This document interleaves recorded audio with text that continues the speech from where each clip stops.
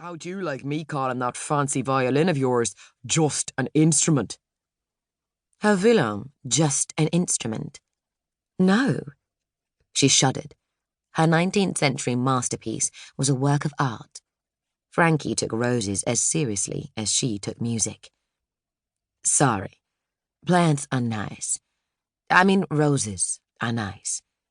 Beautiful. Magnificent. Her cheeks flushed. I'll stop talking now. Alexandra leaned her elbows on the counter and lowered her voice as if she shared a great secret. Actually, the global floriculture market brings in tens of billions worldwide every year. People have killed for a lot less than billions. Gethsemane lowered her tone to match Alexandra's. Floriculture? The flowering and ornamental plant business, including roses. Billions? Why was she whispering? Billions, she repeated in her normal voice. As in dollars? Euro? For flowers? Flowers, Frankie said, which you send to your ma on Mother's Day and her birthday. Bedeck the church with at weddings. Send to your girlfriend when you're courting. Your wife when you're apologising. Gethsemane held up a hand. Okay, I get it. That's a lot of flowers.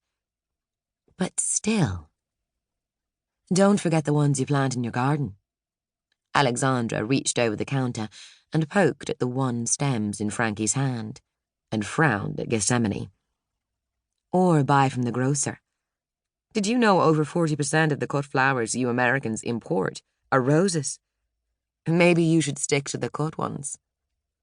Gethsemane flushed and turned back to Frankie. I wasn't belittling roses. I only meant I didn't think you'd have the energy to resuscitate my sad little plant. It's only been a minute since your, illness.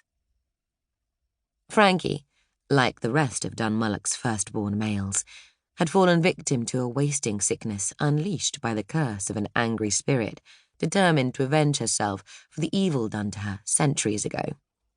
If not for the actions of the ghost of Eamon and Orla McCarthy, the late owners of Gethsemane's cottage, actions that exacted great sacrifice from the McCarthys, Frankie, and a good portion of the village's other males, would have died. You've hardly had time to get back on your feet. It's been 6 months, and I'm fine now. Frankie's tone left no doubt the reticent math teacher intended to stick to his practice of keeping his private life private. St. B's staff gardener and some of the senior boys helped me to keep up the garden. He caressed one of the miniature rose's more tenacious leaves with a finger. And I'm never too busy for roses. Word at the pub pegs you as the odds-on favourite to win the best garden this weekend, Alexandra said.